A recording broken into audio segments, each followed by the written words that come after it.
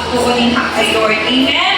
So, to everyone, sa mga bago o sa mga community na nag-anhi, nag-asimba sa presensya ni Lord, welcome ka mo in behalf of the Jesus is Lord Ministries. Welcome!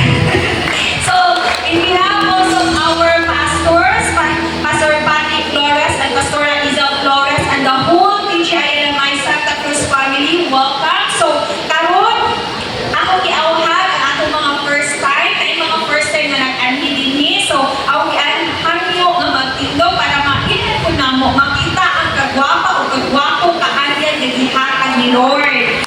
So, ako ang tawagon si Alba May Maravillas.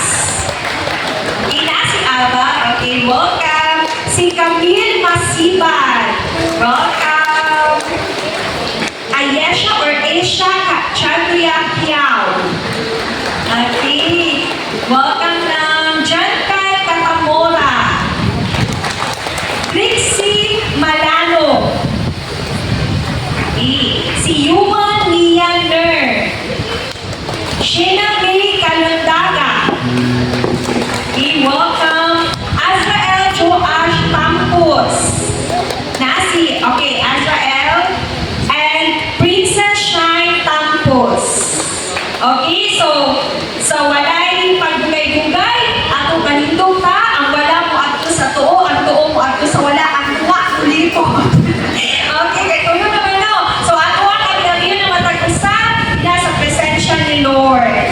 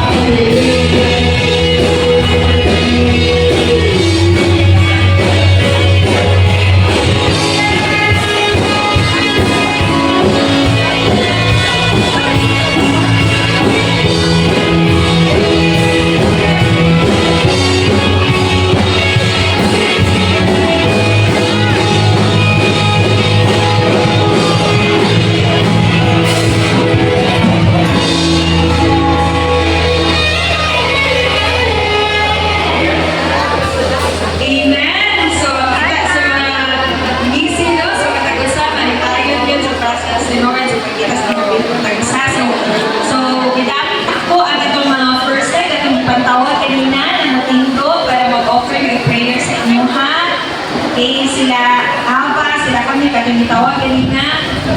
At hindi mo pasuntikon.